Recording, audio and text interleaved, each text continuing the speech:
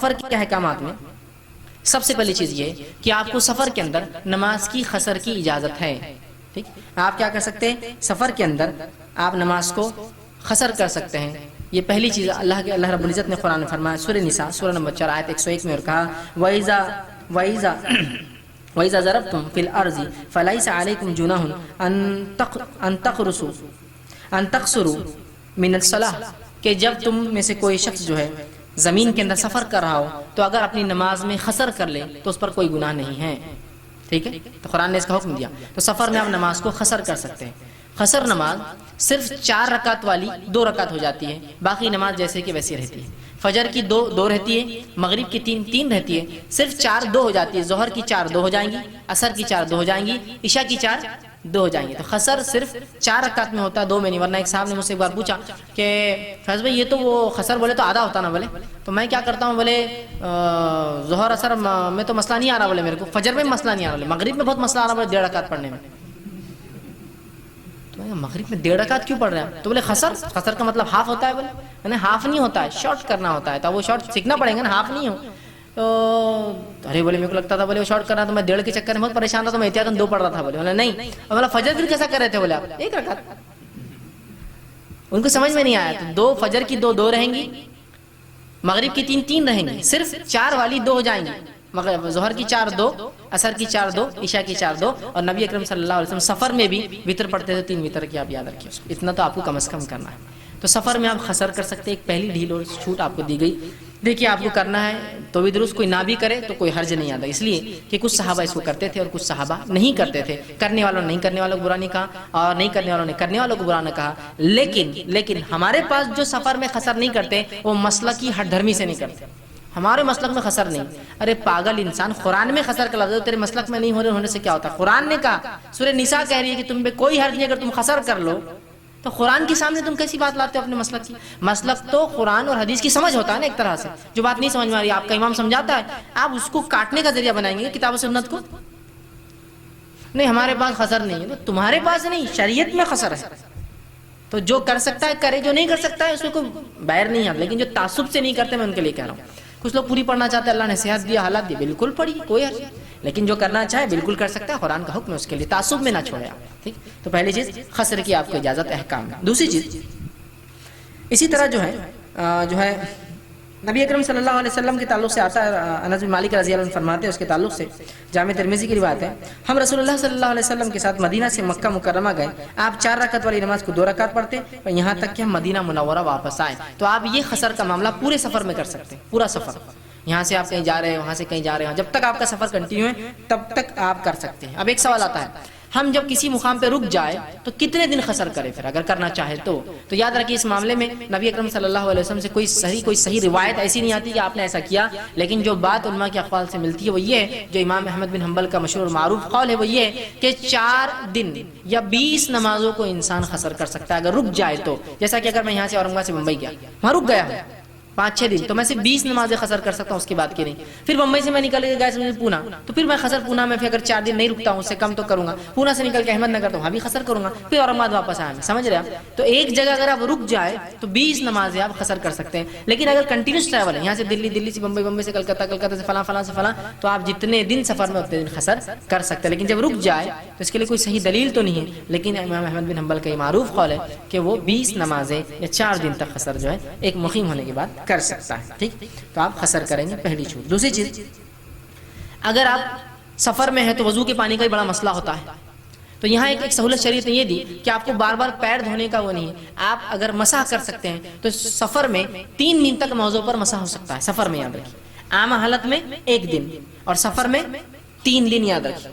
اس کے لیے شرط یہ ہے کہ جب آپ موزے یا جرابے یا پیتابے جب پہنے اس سے پہلے باوضو ہو، اور پیتابے آپ کے پھٹے ہوئے نہ ہو جس میں سے جلد دکھتی ہو نکلتی ہو، ثابت ہونا یاد رکھیے، ورنہ پھٹے پیتابے پہ نہیں ہوں گے مسح، اس لیے کہ پھر پیر کھلا ہے. ٹھیک، تو اگر آپ کے جرابے، موزے، پیتابے آپ پہنے ہوئے ہو تو 3 دن تک آپ جو ہے اس پہ مسح کر سکتے ہیں. اور یہ بڑی اچھی سہولت ہے، جو اٹھانا چاہے فائدہ بالکل اٹھائے. خاص طور سے جو لوگ ٹرین میں، ایروپلینس میں ٹریول کرتے ہیں اور شوز پہنتے ہیں، پیر دھونا بہت بڑا مسئلہ ہو جاتا ہے یاد رکھیے. اس لیے کہ وہاں پیر دھونے کا کوئی نظم ہی نہیں ہوتا ہے. واش بیسن میں کیا پیر ڈال کیا پیر دھوئیں گے؟ ٹرین کے واش بیسن خاص طور سے اتنے اونچے رکھے جاتے ہیں کہ آدمی پیر نہ ڈالے اس میں. خاص طور سے عام اعتبار سے 3 फीट के ऊपर तकरीबन पौने 3 या 2.5 फीट पे होता है, टेबल की हाइट 2.5 फीट पे रहते हैं वॉश बेसिन। ट्रेन के अंदर 4 फीट पर होता है, यहाँ होते हैं सीने के पास आते हैं। आप पैर कैसे डालेंगे? अच्छा आप निकाल के डालेंगे तो मोहरी का नज़्म नहीं है। और बैतुल खला के हालात क्या होते हैं मुझे बताने की जरूरत नहीं है, वहाँ तो इंसान जाना ही पसंद, इतना गिलाजत करते हैं लोग, गंदा करते हैं, हालांकि साफ सफाई रखना चाहिए। बहरहाल तो आपने पैताबे जब पहने सफर में जाने से पहले वजू करके पहन ली तो आप 3 दिन तक मसा हो सकता। तो देखिए मुंह धोने में कोई मसला नहीं, हाथ धो सकते, सर का मसा आसान है। अब क्या करें, आपने मोजे आपने पहने थे, खाली पानी में हाथ भिगाइए और मसा कर लीजिए, तो 3 दिन तक। और इसके बड़े फायदे हैं, ट्रेन के सफर में तो खासतौर से आप इसका फायदा उठा सकते हैं।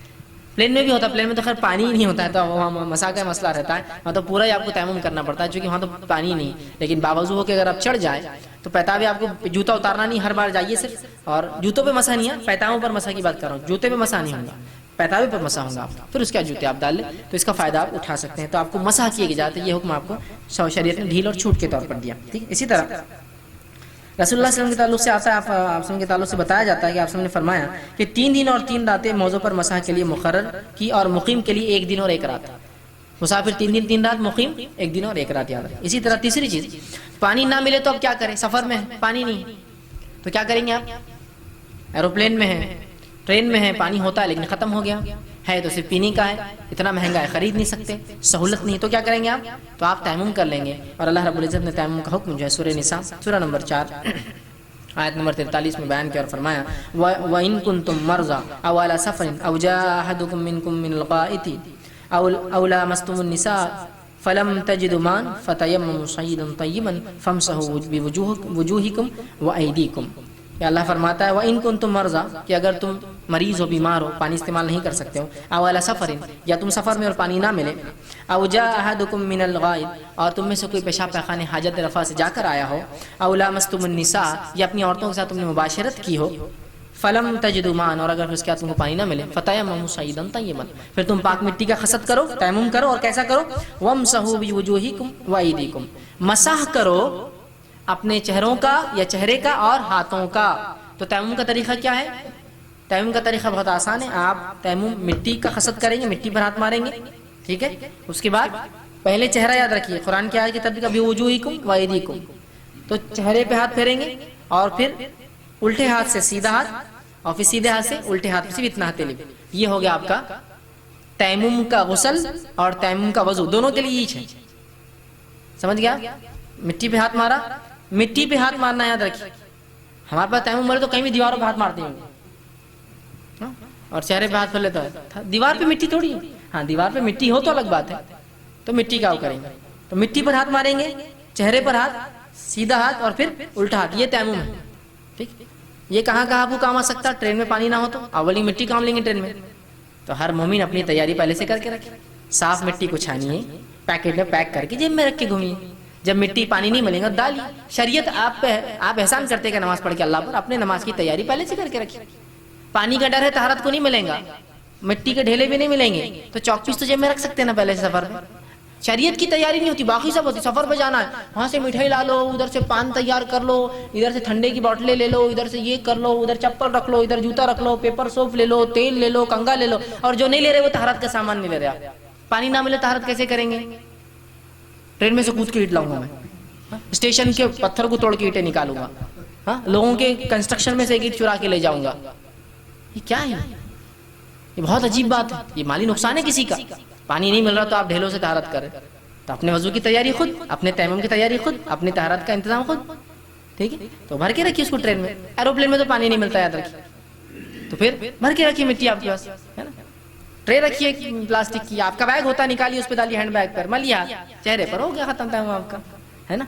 लेकिन हमने एक अजीब कर लिया, दुनिया की सारी तैयारियां हमारे पास, है ना। सफर में नमक भी रहता, आप क्या सैचेट ले जाते छोटे छोटे, नहीं, नमक कम पड़ गया तो नमाज का नहीं समझता, सोचता ये सब चीज़ की नमाज के लिए अगर तयम्मुम की जरूरत पड़ गई तो, तहरत के लिए कुछ ना मिले तो पानी है, तो ये तयम्मुम है। तो तयम्मुम का गुस्ल भी है और वजू भी है, तो इसका आप खुद नज़्म करें। बीमारों के लिए भी हो सकता है, हॉस्पिटल में वजू नहीं कर सकते, उठने का वक्त नहीं है, तो तयम्मुम करें। कोई ना कर सके तयम्मुम करवाया भी जा सकता है, याद रखिए। तो आप मिट्टी ले जाइए, दवाखाने में रखिए, उस पर हाथ मारेंगे एक आदमी, आपके चेहरे पर फेरेगा, सीधे हाथ उल्टे, जैसे वजू करवाया जा सकता है तयम्मुम भी करवाया जा सकता है, ठीक है। तो तयम्मुम करेंगे पानी ना मिलने के समय। चौथी चीज़ जो इसके अहकामात में आप याद रखेंगे वही है कि सफ़र में रोज़ा रखने या छोड़ने की इजाज़त दोनों है। आप اللہ رب العزت قرآن میں فرماتا ہے سورہ بقرہ سورہ نمبر 2 آیت نمبر 184 کے اندر فرمایا فمن کان منکم مریضا او علی سفر فعدۃ ایام اخر، تم میں سے کوئی شخص سفر مسافر ہو یا مریض ہو تو وہ اپنے روزوں کی گنتی بعد رمضان پوری کر لے۔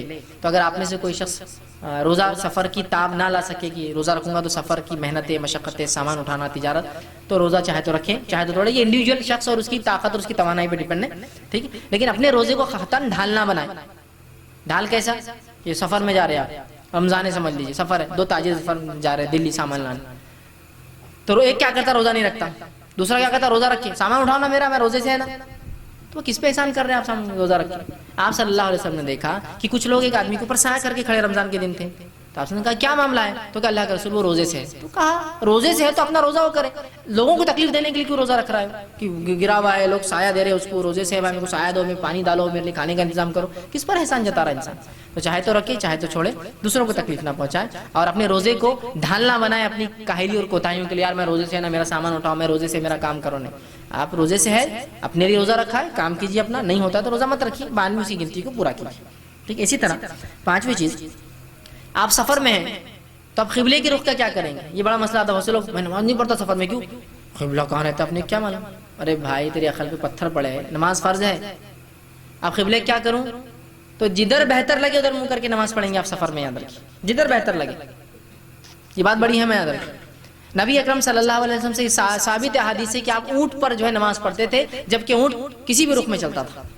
جانور کا رخ کیا ادھر چل رہا ہے ادھر چلنا چل رہا ہے، ادھر چلتا ادھر چلتا، ایسا جا کے ایسا تو رخ تو ظاہر سے کنٹینیوس چینج ہو رہا ہے۔ تو میں ٹرین میں ہوں، ایروپلین میں ہوں، ایروپلین میں پھر بھی سہولت ہوتی ہے، چونکہ ایروپلین میں آپ پتہ کر سکتے ہیں ایسٹ ویسٹ کہاں ہے، ان کے پورا وہاں بلکہ بنا ہوا ہی رہتا پلین کدھر اڑ رہا ہے، ایسٹ ویسٹ کہاں ہے، اور اگر مسلم ایئر لائنس ہے تو اس میں بالکل لکھا ہوا رہتا قبلہ، ادھر ڈائریکشن ہے کہ قبلہ کدھر ہے، جہاز پلٹا بھی تو قبلے کی ڈائریکشن وہاں اسکرین پہ چینج ہوتا رہتا ہے، تو وہ تو ٹھیک ہے۔ لیکن نان مسلم فلائٹس میں آپ یا ایسی فلائٹ جس میں سہولت نہیں ہے تو ظاہر سی بات ہے آپ جیسے ہے ویسے بیٹھیے اور آرام سے نماز پڑھیے۔ نبی اکرم صلی اللہ علیہ وسلم کو اونٹ پر نماز پڑھتے ہوئے دیکھا گیا، صحیح بخاری اور صحیح مسلم کی روایت ہے، ٹھیک ہے۔ اب آپ سواری پر ہے تو بیٹھ کر نماز پڑھیے، یاد رکھیے، رسک مت لیجیے اپنی زندگی کا، ہے نا۔ اب بہت سے لوگ دیکھیے آپ سواری ہے، سواری میں نماز پڑھنا چاہتے ہیں، نماز پڑھنے کا دیکھیے سب سے پہلے ٹرین ڈبے میں داخل ہو، ہٹو ہٹو ہٹو ہٹو ہٹو ہٹو، سب لوگ بڑے کیوں ہم پھکٹ بیٹھے ہوئے گئے، نہیں ہم کو نماز پڑھنے کی، عبادت کرنے کی۔ اب بیچارے غیر مسلم بھی ہے تو بولتے اب کچھ تو پیر اوپر لے کے بیٹھے، نہیں تم عورت ہے تم یہاں سے ہٹو، ہماری نماز نہیں ہوتی، تم یہ بچے کو ہٹا یہاں سے آواز کر رہا، یہ تھیلی کو ادھر یہاں سے نکالو، یہ بچے کو یہ کرو، تو بولتا ہے کس پہ احسان کر رہے عبادت کر کے؟ مطلب اس سے کیا ہوتا ہے دین بدنام ہوتے ہیں۔ مذاہب کوئی بھی مذہب کا آدمی کرے گا تو اس کا مذہب لوگ بدنام کریں گے۔ آپ ہٹ گئے سب، اس کے بعد جماعت میں نماز پڑھیں گے، ارے ٹرین میں کیا جماعت میں نماز پڑھنا فرض ہے کیا؟ اپنی پڑھ لو، نہیں جماعت سے پڑھیں گے، ایک آگے امام کے بازو بھی کھڑے ہو سکتے ہیں نا، تھوڑا پیچھے، نہیں پیچھے سے نا پوری صف بنا کے، تو ایک امام آگے کھڑا ہوا سمجھ لیجیے وہ ڈبے کے بیچ میں، پیچھے 2-4 لوگ کھڑے، اس کے پیچھے وہ جو سیٹ ہے وہاں کھڑے رہتے، ٹھیک۔ اب انہوں نے رکعت باندھ دی، اب ادھر سے ایک آدمی پیخانے کو جانا چاہتا کھڑا ہوا ہے، کہ مسلمان نماز پڑھا نا، کھڑا ہوا بیچارہ پریشان، کیا کرو؟ اچھا کوئی جانا چاہ رہا تو 2-3 بیٹھے رہتے ادھر سے، پرارتھنا چل رہی، مطلب احسان کر رہے ہیں ہم تم پر، ہم یہ کر رہے ہیں بلکہ ٹرین چل رہی برابر، ٹھیک۔ یہ کس کو بتا رہے ہیں؟ اب اس سے دین بدنام ہوتا ہے، اس لیے کہ وہ پتہ نہیں مجبور ہو، ڈائبیٹک ہو، اس کو پیشاب کا مسئلہ ہو، اس کو پتھری کا مسئلہ ہو، اس کو کچھ بھی ہو سکتا ہے نا، آپ کیسے اس کو روک سکتے ہیں پیشاب؟ آپ کیوں ایسی نماز پڑھے جو اذیت دیتی ہے انسانوں کو؟ کوئی ضرورت نہیں ایسی نماز کی، اپنی اپنی پڑھیے، اکیلے اکیلی پڑھیے، اور کھڑے کے مت پڑھیے، بہت بڑا رسک ہے، یاد رکھیے، اس لیے کہ آپ گریں گے ہاتھ پیر توڑ بیٹھے۔ تو سب سے اچھا ٹرینوں کے اندر طریقہ ہے، اوپر کی برتھ ہوتی ہے نا، کسی کو تکلیف نہیں ہوتی اس سے، سیدھا وضو کر کے اوپر چڑھ جائیے اور بیٹھ کے نماز پڑھیے، اس لیے کہ آپ کھڑے کے پڑھیں گے تو گرنے کا ڈر، لوگوں کو تکلیف ہوتی۔ ایک واقعہ جو ہے ایسا ہوا کہ ایک صاحب جماعت بنا کے کھڑے ہو گئے نماز کے، پیچھے تک بند کر دی ٹرین کو، ایک عورت ہے اس کے بچے نے پیخانہ کر دیا، نان مسلم تھی بیچاری، وہ اتنی پریشان کہ کیا کروں اس بچے کا، اور وہاں والا بولتا کہ اٹھنا نہیں مسلمان نماز پڑھ۔ آخر میں انہوں نے جو ہے مسلمانوں کی ماں بہنی کر دی، پورا جھگڑا ہو گیا ٹرین کہ وہ کب تک عورت کا پورے کپڑے بھر گئے، وہ نیچے کا بھر گیا، وہ نماز ان کی ختم ہی نہیں ہو رہی۔ سب سے پہلے تو یہ نماز پڑھنے کا طریقہ شریعتاً ثابت ہی نہیں ہے کہ آپ مسافروں کو تکلیف دے کے نماز ایسی جگہ پڑھی نہیں جا سکتی جہاں انسانوں کو تکلیف ہو، یاد رکھیے۔ مسجدیں کیوں بنائے اللہ کے رسول نے؟ آپ مدینہ کی سڑکوں پہ بھی نماز پڑھ لے سکتے تھے، لوگوں کو تکلیف نہ ہو، اللہ کے گھر الگ ہو، ٹھیک، اس میں بھی سہولت کی، لانے جانے کو تکلیف نہ ہو، راستے ایسے بناؤ، کتنی باتیں ہیں۔ تو قطعاً غلطی مت کیجیے، انفرادی پڑھیے، اوپر بیٹھیے یا ایسی اگر نیچے برتھ ہے تو بیٹھیے، اگر لوگ ہیں آپ کی برتھ کنفرم نہیں ہے تو اجازت مانگیے۔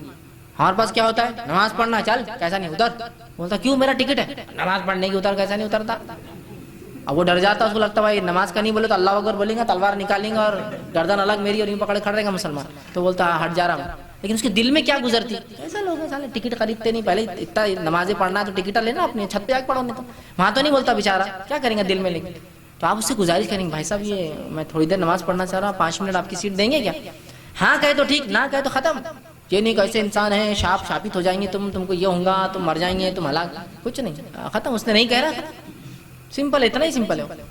تو احسان نہیں کرتے اپنی عبادت کر کے, لوگوں کو تکلیف نہ ہماری عبادت سے. تو سواری کے اندر قبلے کا کوئی مسئلہ نہیں ہے, اور کھڑے اور بیٹھ جیسا سہولت ہو. جیسا آپ بس چل رہی ہے, اب بس میں تو بہت مشکل ہے, ٹرین میں تو بھی کھڑنے کی, بیٹھنے کی, سجدے کی جگہ, بس میں آپ بیٹھے تو وہیں رکعت باندھیں گے آپ بس میں, اور سجدے وجدے سب اتنی جگہ میں جو ہوتے ہیں. بہت سے لوگ بس میں بیٹھنے کا لوگوں کو ہٹا کر بیچ میں نماز پڑھتے ہیں, کیا ہے یہ تکلیف ہوتی ہے انسانوں کو.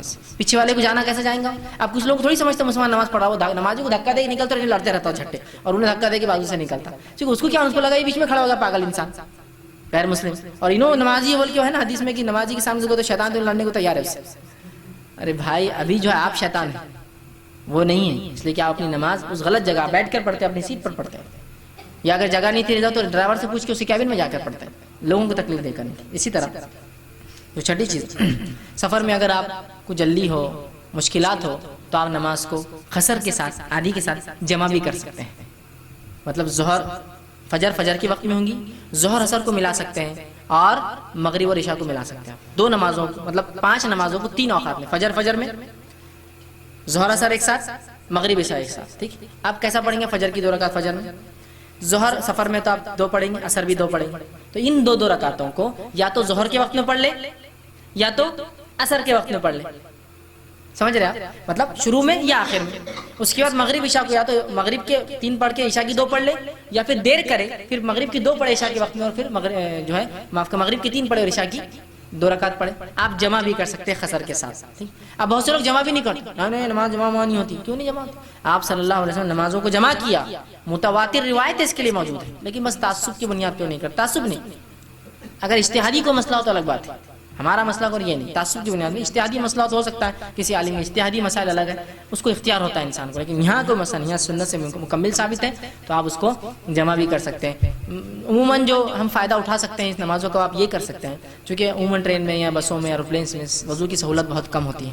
تو آپ کیا کیجئے, ظہر اثر کو اثر کے وقت میں پڑھیے لیٹ. مثال کے طور پر اثر کا آخری وقت ہو رہا ہے, سمجھ لیجیے آپ کو پتہ ہے 5:30 بجے آخری وقت ہے, اور مغرب ہوگی اس کے 6 بجے, مطلب 25 منٹ سورج ڈوبنے کو لگتے ہیں. تو آپ 5 بجے وضو کر لیجیے, 2 رکعت ظہر کی پڑھ لیجیے, 2 رکعت اثر کی, ہو گئے. اب اس کا صرف آپ کو 1 گھنٹہ انتظار کرنا ہے, اور 6 بجے مغرب ہو جائیں گے. پھر مغرب کی 3 عشاء کی 2 پڑھ لیجیے, تو ایک وضو میں آپ 4 نمازیں کر لیتے ہیں. سفر میں نا تو بہت مشکل ہوتی ہے وقت کو وہ کرنا, اور وضو کا پانی نہیں ہے, تو ایسے وقت وضو کیجیے جب اثر کا آخری وقت ہو, تو ظہر اثر ہو جاتی ہے. اس کے بعد 1-1.5 گھنٹے بعد فوراً مغرب ہو جاتی ہے, تو مغرب اول وقت میں ہو جائیں گے, عشاء کو اس کے ساتھ ملا لیں.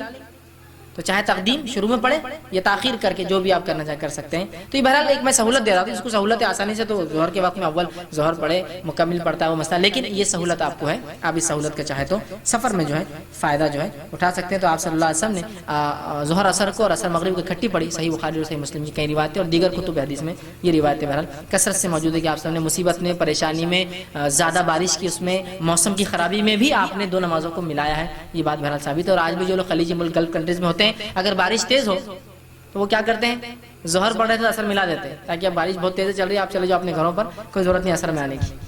ایسا ہوتا ہے. یا کبھی اذان دی جاتی ہے اور کہا جاتا ہے گھروں میں پڑھ لو, سب لوگ اذان کر اپنے اپنے گھر میں پڑھ لیتے ہیں. چونکہ نبی اکرم صلی اللہ علیہ وسلم کے زمانے میں ایک بار خوب بارش ہوئی, آپ نے حضرت بلال سے کہا اذان دو, اور بلال اذان کے بعد کہہ دینا لوگوں گھروں میں نماز پڑھو. آپ نے اذان دی اور کہا لوگوں گھروں میں نماز پڑھو. کتنی سہولت دیکھی شریعت, کیوں آتے ہو تکلیف جھیل کر پانی کی, اس کی گھر میں پڑھ. سمجھے؟ تو بہرحال یہ چند احکامات تھے سفر کے, اور یہ چند اس